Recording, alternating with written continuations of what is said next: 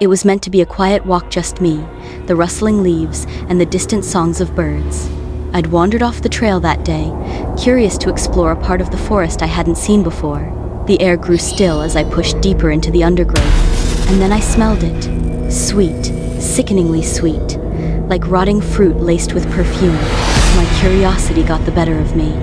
I pushed aside a thicket of bramble sand. There he was. A man, sprawled in the brush, bloated and discolored. His skin was greenish-black, slick with fluids that oozed into the soil. Insects buzzed and crawled across his body, and something in the trees above watched silently. I froze. Then I called the police. "Stay with the body," they said. "Don't move." And so I stayed. Darkness fell like a blanket soaked in fear. My phone's flashlight cast long, twitching shadows. I tried not to look at him, but something kept drawing my eyes back. His head was turned just slightly toward me now. Had it always been? Hours passed. The forest grew quiet. Then I heard a whisper. Not from the trees, not from the wind, but from him. "You shouldn't have found me." I jerked upright. The whisper was faint, but I swear it came from his lips. "You should have left me to sleep." I stared, heart racing. The corpse hadn't moved, but his eyes, they were open now. I told myself I imagined it. The police finally arrived, and the nightmare ended. Or so I thought. That night, I dreamt of him. He was standing at the foot of my bed, drenched in decay, his mouth twisted in a sneer. "You woke me," he said. "Now you'll never sleep." The dreams came every night. In them, he whispered vile things, demanded that I join him, said I'd disturbed his resting place and that he wouldn't forgive me. Years have passed. Sometimes I go weeks without seeing him, but just when I think he's gone, he returns in the corner of my room, in the mirror behind me, in the still silence before sleep. Tonight, he will visit again, because I wrote this, because I remember it, because he knows I haven't forgotten.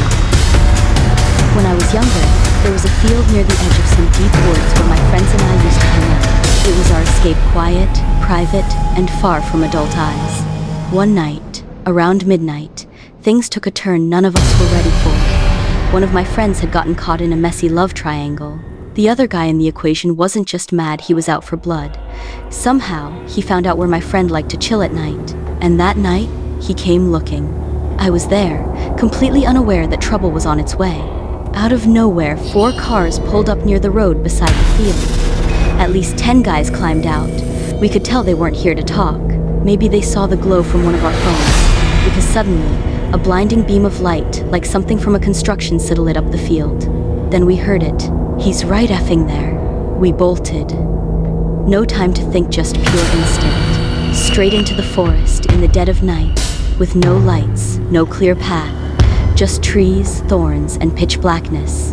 And then, as if nature wanted in on the chaos, it started to rain, hard. We spent the next hour soaked, crawling through mud, hiding under wet bushes, trying not to breathe too loudly. Their flashlights swept through the trees like searchlights. Once or twice, they passed just feet away from us.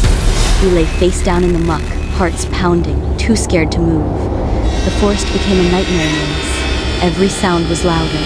Every shadow looked like someone coming to get us. Eventually, the lights faded. The voices grew distant. We waited longer, just to be sure. When we finally made it out and reached home, it was nearly 2 a.m. We were soaked to the bone, covered in mud, shaking but safe. They never caught us. All of that, over a love triangle I had nothing to do with. Still to this day, it remains the scariest night of my life.